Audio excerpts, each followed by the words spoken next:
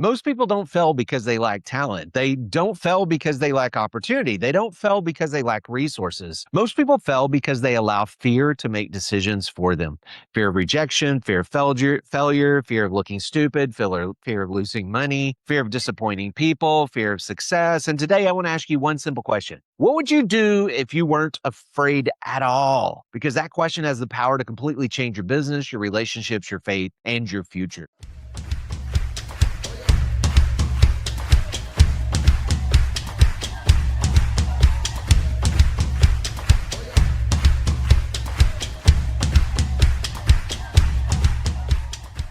Welcome back to the eForge podcast. This is a place where leaders are made and legacies are built. I'm Cory Long. Today, I want to talk to you about a question that's been challenging me lately, a question that I've asked coaching clients, a question that comes up inside of our eForge and our AI Authority Engine training, a question that comes up in conversations that I have with some of the college students that I work with their businesses. And it's not what you should do. Like it's not what you wish you could do, but what would you actually do if fear wasn't actually an issue? If you didn't allow fear to make the decision for you, what would you do? What would you be able to accomplish? What would you be able to conquer? What would you be able to grow? What would you be able to do in your relationships, in your faith, in your business, in your community, in your maybe ministry or nonprofit? Because I believe for many of us, fear is what stops us from being the fullness of what God created us to be. Look, fear is a terrible seed. One thing that I've learned over the years is that fear makes a terrible leader.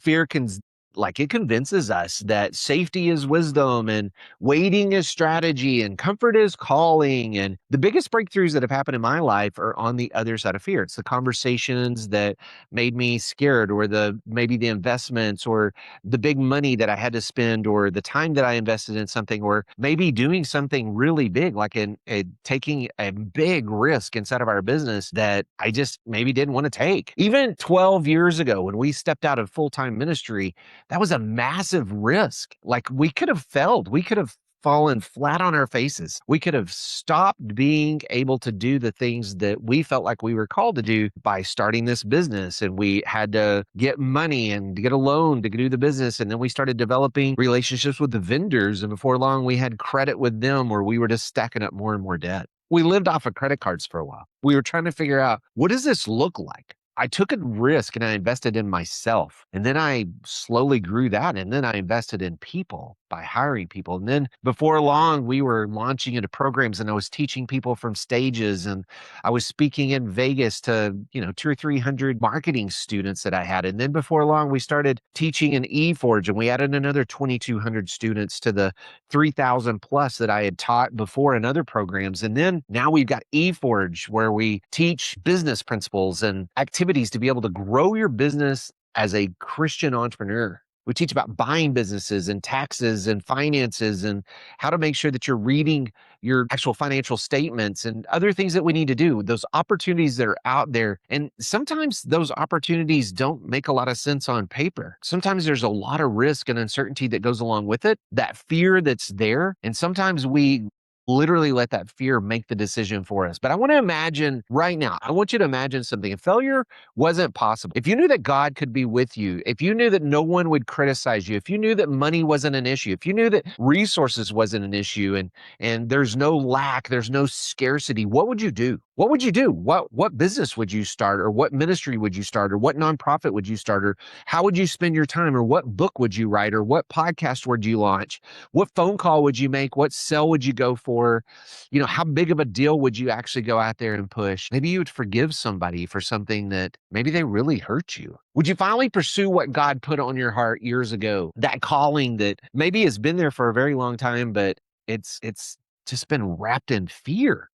Because if you stepped out of whatever it is right now that creates certainty, that creates comfort, that creates all those things. I heard a quote the other day that our income and the size of the business that we have and the success that we have is directly related to how uncomfortable we can be, and how uncomfortable for long periods of time. So the longer you can be uncomfortable, the longer that you can live in that discomfort and that uncertainty, the more success you can really have, because that's entrepreneurship. Look, the Bible is full of people that had all kinds of fear. I mean, think about it. This is a biblical principle, that fear is something that is a consistent through Bible. And yet we know that God gave us hundreds of verses that say, do not fear, right? David was afraid. Moses was afraid. Joseph was afraid. Joshua was afraid. Gideon was afraid. Peter was afraid. All of the disciples were afraid at one point or another, right? We see so many people in scriptures over and over and over and over and over and over that had fear. It wasn't that they didn't go do the thing because they were fearful. They at some point had to decide, am I going to be obedient even in the face of fear? Am I going to be obedient even though I know that this is going to be something that's going to be hard? They wouldn't just wait until they were confident to go do the thing. They literally said, let's just go. Let's go do the thing.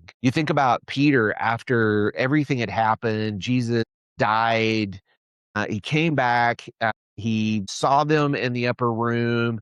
And what does Peter do? He goes back to what he knows. He goes back to what he knows. He goes back to being in a boat and fishing and his business, his family business. And we don't think about it, but Peter was a successful businessman before he left. Otherwise, there wouldn't have been a boat and a house and all this family being taken care of while he was gone. Like, you talking about a remote business. You're talking about an owner operator that isn't in the business anymore, and yet the business is still running. He came back to a business still fully functioning. Jesus met him on that shoreline. Do you remember the story? Do you remember the fear, right? He didn't know what to do. Look, faith isn't the absence of fear. Faith is moving forward while fear is still present. Why? It's still there. Sometimes we just have to go. And Jesus shows up. And what does Peter do? Jesus literally shows up on the shore. Peter finally recognizes who he is. And Peter immediately jumps into the water and swims to shore. He did not want to wait for them to get everything up and to be able to pull the anchor or whatever it was and actually row back to the shore. He was like, no, I'm going. I'm going. He literally hops in the water, goes straight back to the shore. Jesus pushes him. He pushes him, right? Feed my sheep. Feed my sheep. You love me? Feed my sheep, right? He goes through that whole process with him. And here we have Peter that goes back to the comfort zone. So what is your comfort zone? What are the things that trap you in comfort? What are the things that you fall back on? Because you look at the disciples, they did that. They immediately went back to what they knew, the comfort, the things that they felt the most secure in. Sometimes we seek comfort and we seek consistency in ways that trap us, and it traps us because we get fearful, and then we're afraid to lose. And people think, well, when I make this much money, or when the business is this big, or I don't know, whatever it may be, they get this thing in their mind that, man, when I get to this point, then I'm not going to have any fear anymore. And that's not true. When you make that much money or do this thing, the fear just changes. It becomes more about, I don't want to lose the money now, or I don't want to lose the assets, or what if I make the wrong decision with this massive business that I have over here, or what if I make the wrong hire, right? The fear just continues. And sometimes we hide behind logic. And so what we do, this is what I see over and over again inside of my training programs. We research until I don't even know. And it's just research. We just keep researching. We keep planning, and man, we're planning it. We're planning it until it gets done, man. We're planning. We've got those spreadsheets made, and we're talking to chat, and we've got all of the diagrams, and we've got the workflows, and we're building the SOPs for something that we don't even have a client for yet. We're hoping, like, oh man, that we're going to get the timing just right. We want to prep and make sure that we've got all of the resources there, and we got to make sure we know everything before we can take a step. Guys, look, man, many times it's just fear wearing a business suit. There is no perfect time. Perfect time never comes. You're never going to know enough. You're never going to know it all. So why do you think you need to know all of it before you can go do the thing? So many times we get stuck in this pattern of, oh, I just need to know more. I just need to know more. I just need to know more. Guys, look, man, the professional development industry, that's what it's all about. It's about just consistently giving you more, because it gives you the warm fuzzies that you're learning and you're growing and all of that. And yet you haven't implemented any of the things that you've read. How many times have you bought 5 more books and you haven't implemented the stuff in the first book that you read? I'm guilty of the same thing. We have to implement. We have to be ready and willing to do the hard thing. We have to have the hard conversation. We have to make the hard decisions. We have to jump off and do the thing that's going to cause us fear. Most people never feel ready. The truth is, action creates clarity, not the other way around. If we don't go take action and go do the thing, then we're never going to get clarity on what needs to happen to get us to where we need to go. Look, when we left ministry 12 years ago, we left consistent job. I had been the CEO of the children's home there at Carpenter Place for a few years. We decided that we needed a break from that. I was having literally high blood pressure and ulcers, and I was having a hard time separating the emotional stress of the ministry and my physical and emotional body. Like it was literally affecting me. And we thought, oh, we need to go do something different. So we went and helped another children's home establish a thrift store. And we were like, look, our daughter's getting older. We've got to make some decisions here. We need to start over. Guys, I was just turning 40. At 40, I started completely from scratch. I'd done ministry for 17 straight years full time. I had a couple little breaks in there where I'd help a brother-in-law do this, or I helped my family business a little bit or something like that. But for the most part, we were doing ministry for that whole 17 first years of our career and family. And then we made a decision. We made a decision that we were going to bet on ourselves. And it was scary. I had to borrow money to move, had to borrow money to live. I had to borrow money to rent the house that we were living in. I had to borrow money to get product to sell. I had to try to learn how to sell again. I was literally going out and working 60, 70-hour weeks, going and calling on people for safety supplies and all that, because that's what we started initially. And then I started the marketing business in June of 2014, literally 12 years ago. I was in this same position 12 years ago going, I have no idea how we're going to pay for this, have no idea how we're going to pay our bills in the future if we don't grow this thing, but we have to. We have to do something different. And guess what? Guess what? This is the thing I think that that blows my mind. I look back and I think I didn't have a track record of success in things that I'd started. I'd started, I don't know how many other little side hustles that never produced anything or very little. But you know what? I wasn't going to look my wife or my kiddo in the eyes again and say that dad didn't get it done. I wasn't going to look at my family again and say, we can't do that because of my lack of whatever, because I didn't grow the business. I didn't create the income. I didn't do those things. I wasn't going to do that. It drove me to become the person that I needed to be, the leader I needed to be, the business owner that I needed to be, all those things, to take the risks that I needed to take. It drove me to do those things so that I could grow into the man that I needed to be to actually build the business. And within 2 years, well, within a year, we were already at six figures a year. Within 2 years, we were cranking. We were cranking. We were at seven figures within a couple of years. Guys, that's 4%. 4% of all businesses out there in the United States hit $1 million a year. 4%. We did it within 2 years. And here's the crazy part. There was still more fear. I still didn't feel like the guy that could run the business, own the business, grow the business. And we started to build and build and build. And within about 5, 6 years, I started having people asking me, hey, how are you doing this? And could you teach me how to do this? And that's when we launched digital storefronts. And then actually we launched marketing with a mission first. We got that kind of going for ministers and ministry families. And then we launched digital storefronts. And then over the next 4, 5, 6 years, we added another 2,200 plus students. It was craziness. And then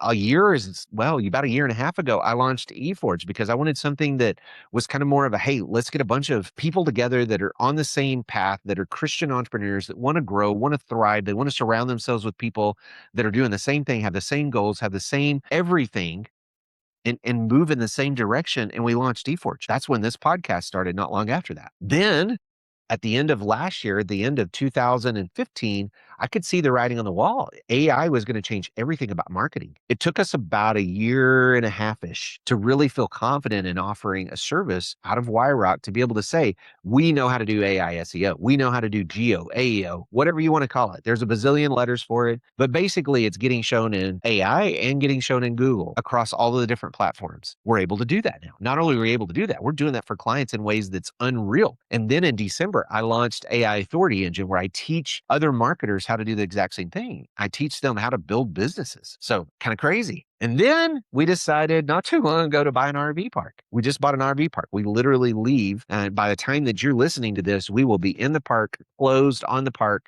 and we will own an RV park. And I want to buy another one before the year's out. But let me be honest with you.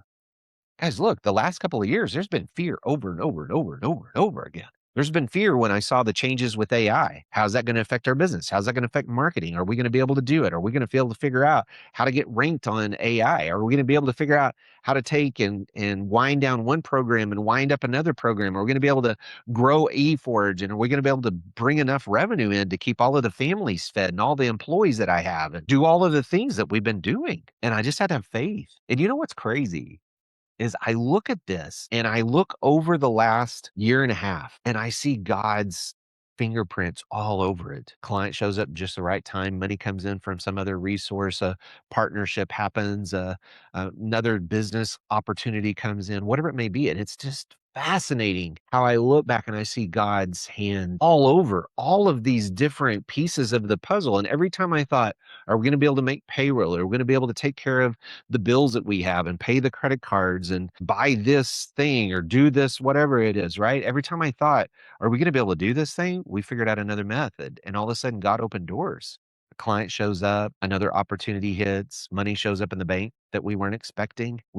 He just continues to bless the businesses that we have and the staff that we have and the clients that we have. It just continues to grow. So I want to ask you something. So we often think about the cost of action, but people think about the cost of inaction. Very few people do that. So we literally, if we don't sit down sometimes and go, hey, what would it cost me? What would it cost my family? What would it cost my business? What would it cost my bank account? What would it cost the legacy, my future, my grandkids, right? What would it cost for inaction? What would it cost if Cory just decided, you know what, I'm just going to go get a job and I'm not going to continue to grow the businesses and I'm not going to continue to bring these other people along. We've got dozens of people now in our training program for AI Authority Engine. I've got dozens in my eForge group. Like I've got all these people now that I want to bring them along. I want them to have huge success. I've got one student that's already hit six figures a year, and he's only been at this thing for less than 6, 8 months. So what if the biggest risk isn't failing? What if the biggest risk is never becoming who God created you to be? What if 5 years from now, you look back and you realize you spent your life protecting everything? You protected yourself from getting hurt. You protected your finances and your business, and you protected your relationships and all that in a way where you never took any risk and you never changed your life. For me, that's a scary thought. I don't want to look back 5 years from now and go, man, I really wish I would have taken that risk or done that thing or started that business or did that event or I don't know, did the training or whatever it might be. I don't want to be, I don't want to look back 5 years from now and go, I wish I'd have bought that RV park. So you know what I did? I just went and bought one. And I had to get creative to buy the thing. But we figured it out and I met an amazing couple to do it that own the RV park now. They're amazing. They're really great Christian people. So I want you to write this down. What would I do if I wasn't afraid? What would I do if I wasn't afraid? I want you to write that down. And then I want you to write every single answer that comes. No, don't worry about how ludicrous it sounds. Don't filter it. Don't justify it. Don't explain it. Just write it down. Write down everything that you can think about. What would I do if I had no fear? I would jump off of that 30-foot cliff into the water. I would do the traveling that I've wanted to do. I would start that ministry. I would do the nonprofit. I would go into the mission field. Maybe I would go full time into ministry, or maybe I would start that business that I've been putting off, or maybe I would take that money that has been sitting over here securely and I would vest it into something that I know could grow 100 times what it is, but I'm afraid. I want you to write them all down. Everything that you've been afraid of. Maybe it's the working out or the diet, or maybe it's the relationships or the conversation that you've been afraid to have, or I don't know. I don't know what it is. Once you've got that list made, I want you to literally sit down and look at the whole list. I want you to ask yourself, which one of these things have I been avoiding? What have I been avoiding on this list? What am I afraid of? What am I so afraid of on this list that I have been avoiding it? And you may be subconsciously avoiding it. You may not even be aware that you're avoiding it. And here's the truth. The truth is that that's probably where your next breakthrough is going to live. Look, I believe most people are much closer than they think to breakthrough, to opportunity, to the life that they want, to create those things. I wouldn't have believed 12 years ago that I could actually build the life that I wanted to build. I thought, oh, I got to go live within this box and the framework of a job and however much money they were going to pay me and all those things. Like I literally used to make 50 something $1,000 a year as a CEO of Carpenter Place. And I've done 190,000 in a week doing a challenge. And I think 190,000 in a week, 50 something thousand in a year, it's the same amount of work. I didn't work any harder to do one thing. I guarantee you, keeping track of all those kids and the families and the house parents and the 12 plus acres and the apartments and the girls that had been trafficked that were dealing with all kinds of issues and all of that, and just tracking all of the nonprofits and the ministries that were involved with us and the finances and doing the development work and all the other stuff that went along with the CEO of being the children's home. Guarantee you, in fact, in many ways, the challenges that we used to do for the other programs that I've had were much harder than working at the children, or much easier than working at the children's home. It was the fear of being able to go, hey, I'm going to go commit to this. I'm going to go do it for a week and I'm going to make this challenge work no matter what. Even when timing's not right, even when I don't feel good, even when I don't have everything lined out, even when I don't have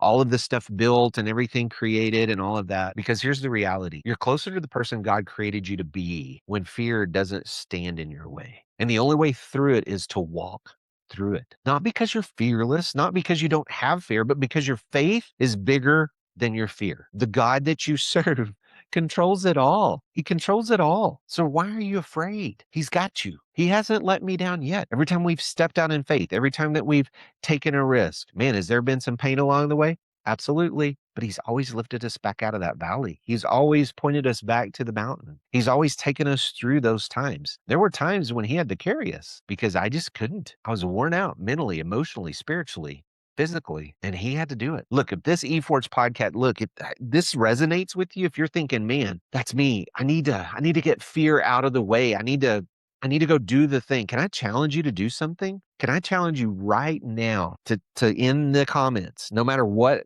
whether you're watching this on YouTube or maybe you listen to this on Spotify, Apple Podcasts, or somewhere else. Can I challenge you to leave a comment about what you would do? Like right now, what would you do? What would you do if fear didn't hold you back? What would you do? What would you do differently today, tomorrow, next week, next month? What would you do next year that's way different? How would your relationships look different? How would your living situation look different?